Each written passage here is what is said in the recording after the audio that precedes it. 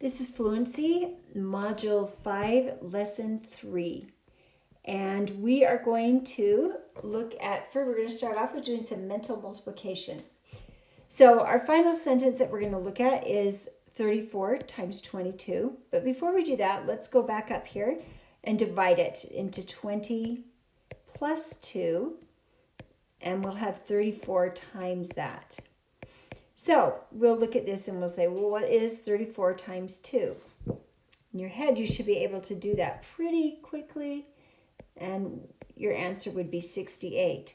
Well, what's 34 times 20?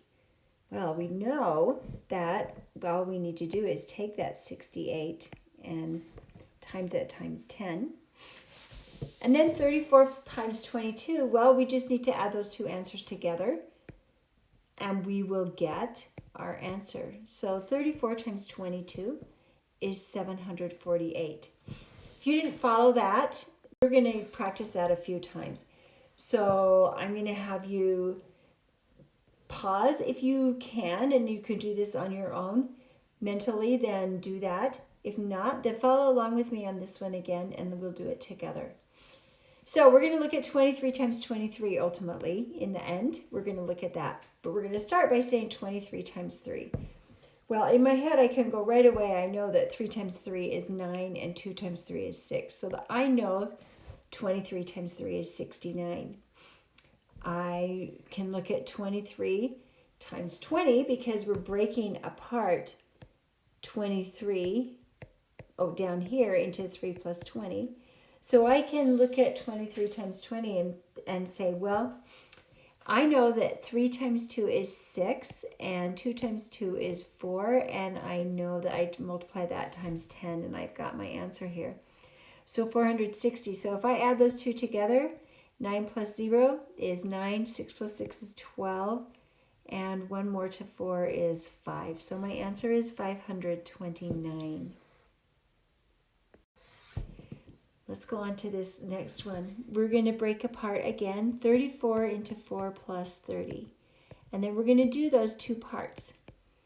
We're going to do 12 times 4 first, and that is 48. And then we're going to do 12 times 30. Well, 30 is the same as 3 times 10, so I can say 12 times 3 is 36, and times 10 is 360. And then when I add those together, I'm going to get 408. Let's look at the next one. We're going to do, this is similar, but now we're going to do repeated addition as multiplication. So we did a lot of repeated addition in the Fluency modules, in the parts of the module that were Fluency the previous 2 days. So we're going to look first at 2 plus 2 plus 2. Well, that's 6. So how many 2's were there? 1, 2, 3. So 3 times 2 is 6. We have 30 plus 30 plus 30. Well, that's 90. How many 30's were there? 3. 3 times 30 is 90. And do this last one on your own, which is actually the same thing we just did. So I think the answer is still going to be the same, right? 30 plus 30 plus 30 is 90, and 3 times 30 is 90. I think there was just a little bit of a typo there. All right, let's do this again on this repeated addition. Same thing. So say the addition sentence. 1 plus 1 plus 1 plus 1. Well, that's 4. And 4 times 1 equals 4. 20 plus 20 plus 20 plus 20 is 80. And 1, 2, 3, 4 times 20 equals 80. 21 plus 21 plus 21 plus 21 is equal to 84. And 4 times 21 is equal to 84. All right, you're going to look at this. You're going to say that fraction first of all, which is 4/5, and we're going to draw a tape diagram to represent that fraction. So I'm choosing to do a rectangle just because that's the easiest. That wasn't a very straight rectangle. But I'm going to divide it because right here that 5 tells me there are 5 units in that triangle. So I've divided that into 5.